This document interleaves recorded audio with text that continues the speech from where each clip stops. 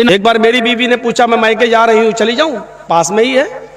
मैंने कहा ठीक है चली जाओ, कोई बात नहीं, बहुत दिनों से नहीं गई। हाँ तुम तो चाहते हो कि मैं चला जाए, चली जाऊँ, तुम्हें तो अच्छा लगता है। मैंने कहा ला हौल वला कुव्वता इल्ला बिल्लाह, यार तुमने इजाज़त मांगी मैंने दे दी। 1-2 महीने के बाद फिर कहने लगी कि मैं के चली जाऊँ, थोड़ी अम्मी की तबीयत ख़राब है। मैंने कहा नहीं अभी तुम्हें जाने की कोई ज़रूरत नहीं है, 2-4 दिन रुको, हम दोनों चलेंगे वो देखने के लिए। लो तो मैं तो आपके घर में क्या नौकर कैद होकर रहूं हैं? मैं जब भी जाना चाहूं तो आप भेजेंगे नहीं? नहीं मैं तो, अब मैंने कहा कि ना जाओ तो कैद करके रख रहा हूं, और मैंने कह दिया चले जाओ तो क्या हो रहा है?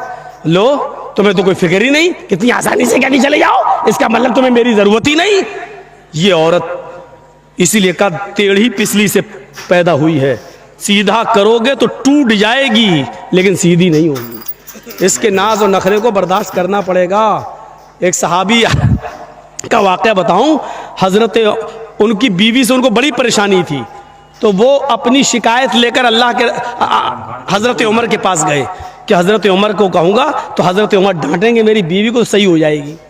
तो वो घर पे गए और दरवाजे को दस्तक दी, उधर से आवाज़ आई अंदर से, बाहर बैठो मैं अभी आ रहा हूँ।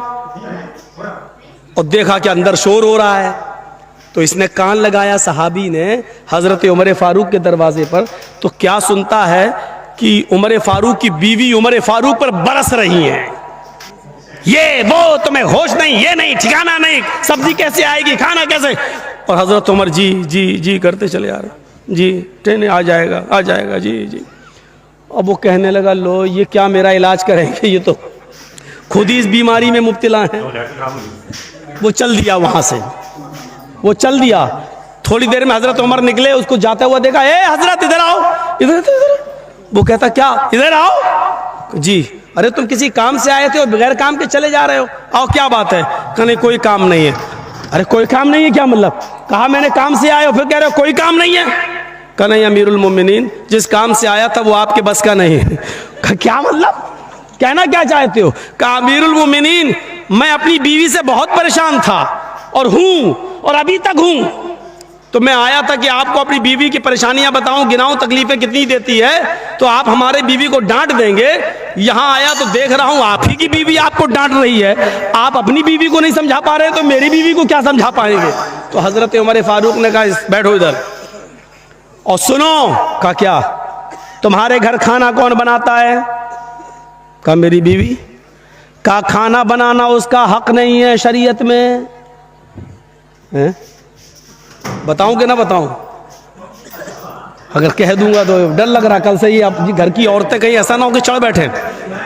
हजरत उमर फारूक ने कहा ये खाना बनाना औरत का हक नहीं है शरीयत में, नान नफका आपकी जिम्मेदारी है।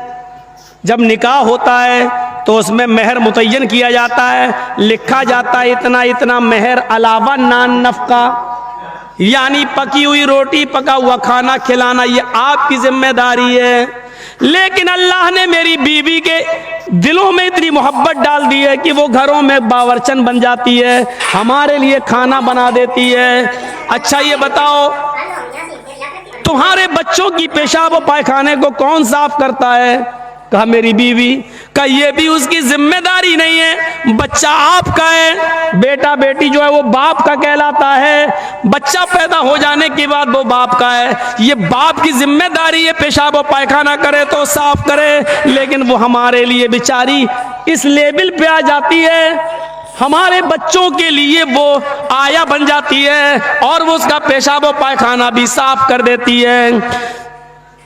एक एक चीज गिनाते गए, कहा जब ये सारी चीजें हमारी औरतें हमारे लिए और हमारे बच्चों के लिए कर देती हैं, तो क्या हमारा यह हक नहीं है कि उनकी थोड़ी सी डांट सुन लें, उनकी जायज बात भी सुन लें? घर चलाना है तो उनकी थोड़ी बहुत डांट भी सुनो, चले जाओ। और आइंदा ऐसा मत करना। क्या तुमने अल्लाह के रसूल का यह फरमान नहीं सुना कि बीवी औरत जो है वो आदम की पिछली से पैदा हुई है और पिछली टेढ़ी होती है, उसको सीधा करने की कोशिश करोगे तो वो टूट जाएगी लेकिन सीधी नहीं होगी। औरत को सीधा करने की कोशिश करोगे तो तलाक ले लेगी या हो जाएगी, लेकिन वो बिल्कुल सुधरेगी नहीं। इसलिए थोड़ा बहुत उसकी कजी और कभी को तुम्हें बर्दाश्त करना पड़ेगा। जी आप सही कह रहे हैं। बेचारा चला गया। मेरी माँ बहनों, हाथ जोड़ के अब विनती कर रहा हूं, ऐसा ना हो कि कल तुम ये कहने लगो अब खाना तुम बनाओ, मौलाना साहब ने कह दिया, ये हमारी जिम्मेदारी नहीं है। ऐसा ना हो। बहुत कम जगहों पर हम ये बयान करते ही नहीं है, क्योंकि आजकल औरतें गलत इस्तेमाल भी ले लेती है ना। एक बार मैंने किसी जलसे में कह दिया था कि अगर किसी का शौहर अपनी बीवी को पूरा खर्चा नहीं देता, बीवी बच्चों का, तो बीवी अपने शौहर की जेब से या अलमारी में से उतना पैसा ले सकती है, उसको बताए बगैर, जिसको चोरी नहीं कहा जा सकता है, बताए बगैर ले सकती है, जितने में उसका और उसका खर्चा चल जाए। ये जैसे ही मैंने जिस तकरीर में मैंने कहा, दूसरे दिन मेरी जेब से 5,000 रुपए गायब हो गए। उस दिन से बयान करना छोड़ दिया। ये तो नाजायज इस्तेमाल करती है। फिर इतनी इजाजत दे दो 100-200 रुपए की, तो इनका 100-200 रुपए में कुछ होता ही नहीं है, 5,000।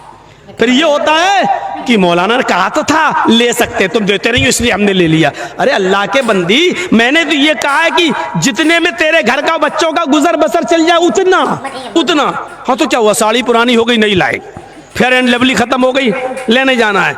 और परफ्यूम भी तो ऐसे ऐसे आ रहे हैं, मेकअप के सामान भी तो ऐसे ऐसे। अब एक मेकअप चला वाटर प्रूफ, हमने तो वाटर प्रूफ शामियाना सुना था, वाटर प्रूफ हमने जैकेट वो सुनी है, घड़ी सुनी है, लेकिन अब वाटर प्रूफ मेकअप कर लो, क्रीम पाउडर, उसके बाद चाहे कितना नहाइए धोइए, वो मेकअप हटने वाला नहीं है।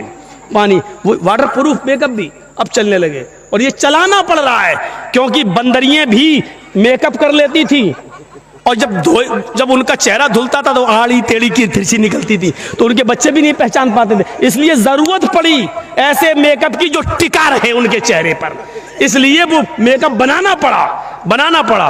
अब वो बेचारी 80 साल की बुढ़ियां भी लगा लेती है, तो ऐसा लगता है कि हाँ ये 25-30 साल की जा रही है।